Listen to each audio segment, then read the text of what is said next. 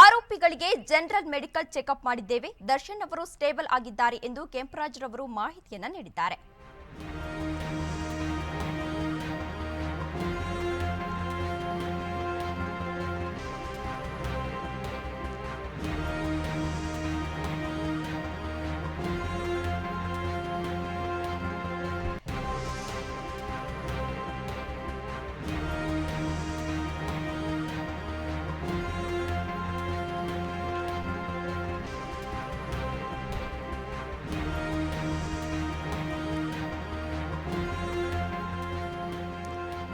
ಆರೋಪಿಗಳಿಗೆ general medical checkup ಮಾಡಿದ್ದೇವೆ.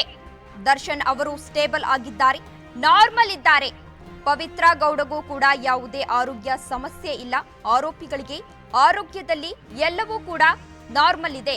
ಎಲ್ಲ 13 ಆರೋಪಿಗಳ ಆರೋಗ್ಯ ಸ್ಥಿತಿ ಸ್ಥಿರವಾಗಿ ಇದೆ ಎಂದು ವೈದ್ಯಕೀಯ ಪರೀಕ್ಷೆ ನಡೆಸಿದ ಡಾಕ್ಟರ್ ಕೆಂಪರಾಜು ಅವರು ಮಾಹಿತಿಯನ್ನ ನೀಡಿದ್ದಾರೆ.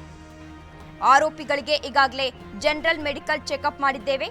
ದರ್ಶನ್ ಅವರು ಕೂಡ ಸ್ಟೇಬಲ್ ಆಗಿದ್ದಾರೆ, ನಾರ್ಮಲ್ ಇದ್ದಾರೆ.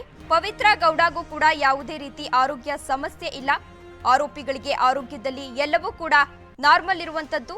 ಎಲ್ಲ 13 ಆರೋಪಿಗಳ ಆರೋಗ್ಯ ಸ್ಥಿತಿ ಸ್ಥಿರವಾಗಿ ಇದೆ ಎಂದು ವೈದ್ಯಕೀಯ ಪರೀಕ್ಷೆ ನಡೆಸಿದ ಡಾಕ್ಟರ್ ಕೆಂಪರಾಜು ರವರು ಮಾಹಿತಿಯನ್ನ ನೀಡಿರುವಂತದ್ದು.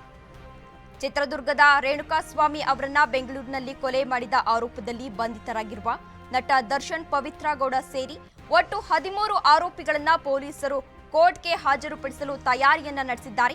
ನ್ಯಾಯಾಲಯದಲ್ಲಿ ಪೊಲೀಸರು ಆರೋಪಿಗಳನ್ನ ತಮ್ಮ ವಶಕ್ಕೆ ನೀಡುವಂತೆ ಮನವಿ ಮಾಡುವ ನಿರೀಕ್ಷೆ ಕೂಡ ಇರುವಂತದ್ದು. ಈ ಹತ್ಯೆ ಪ್ರಕರಣದ ಸಂಬಂಧ ಬೆಂಗಳೂರಿನ ಕಾಮಾಕ್ಷಿ ಪಾಳ್ಯ ಠಾಣೆ ಪೊಲೀಸರು ದರ್ಶನ್ ಸೇರಿ 13 ಆರೋಪಿಗಳನ್ನ ವಿಚಾರಣೆಯನ್ನ ನಡೆಸಿದ್ದಾರೆ.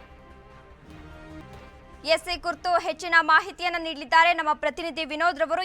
ವಿನೋದ್, ಈಗ ಆರೋಪಿಗಳಿಗೆ ಜನರಲ್ ಮೆಡಿಕಲ್ ಚೆಕಪ್ ಮಾಡಿದ್ದೇವೆ, ಇದರಲ್ಲಿ ದರ್ಶನ್ ಅವರು ನಾರ್ಮಲ್ ಆಗಿದ್ದಾರೆ ಎಂದು ವೈದ್ಯಕೀಯ ಪರೀಕ್ಷೆ ನಡೆಸಿದಂತಹ ಡಾಕ್ಟರ್ ಕೆಂಪರಾಜು ಮಾಹಿತಿ ನೀಡಿದ್ದಾರೆ. ಈ ಕುರಿತು ಏನೆಲ್ಲ ಅಪ್ಡೇಟ್ಸ್ ಇದೆ ವಿನೋದ್? ಹೌದು ತೇಜಸ್ವಿನಿ, ಈಗಾಗಲೇ ದರ್ಶನ್ ಅವರನ್ನ ಅರೆಸ್ಟ್ ಮಾಡಲಾಗಿತ್ತು. ಆ ಒಂದು ವಿಚಾರವಾಗಿ ಇಂದು ಸಂಜೆ ಒಂದು 4:15 ನಂತರ ದರ್ಶನ್ ಮತ್ತು ಅವನ ಜೊತೆ ಒಂದು 13 ಜನರನ್ನು ಸಹ ಇಂದು ಅಂದ್ರೆ ಬೌರಿಂಗ್ ಆಸ್ಪತ್ರೆಗೆ ಮೆಡಿಕಲ್ ಚೆಕಪ್ ಗೆ ಕಳಿಸಲಾಗಿತ್ತು. ಆ ಒಂದು ಚೆಕಪ್ ನಲ್ಲಿ ಅಲ್ಲಿರ್ತಕ್ಕಂಥ ಒಂದು ವೈದ್ಯಕೀಯ ತಂಡ ಅಂದ್ರೆ ಕೆಂಪರಾಜು ಮತ್ತು ಅವರ ವೈದ್ಯಕೀಯ ತಂಡದವರು ಪರೀಕ್ಷೆಯಲ್ಲಿ ಯಾವುದೇ ರೀತಿ ಅವರಿಗೆ ಹೆಲ್ತ್ ಇಶ್ಯೂಗಳು ಇಲ್ಲ, ನಾರ್ಮಲ್ ಆಗಿದ್ರೆ. BP, ಶುಗರ್ ಮತ್ತೆ ಕೋವಿಡ್, ಹಾರ್ಟ್ ಅಟ್ಯಾಕ್ ಮತ್ತೆ ಪಲ್ಸ್ ಮತ್ತೆ ECG ಇವೆಲ್ಲವೂ ನಾರ್ಮಲ್ ಆಗಿದೆ. ಇವ್ರಿಗೆ ಯಾವುದೇ ರೀತಿ ಹೆಲ್ತ್ ಇಶ್ಯೂ ಇಲ್ಲ.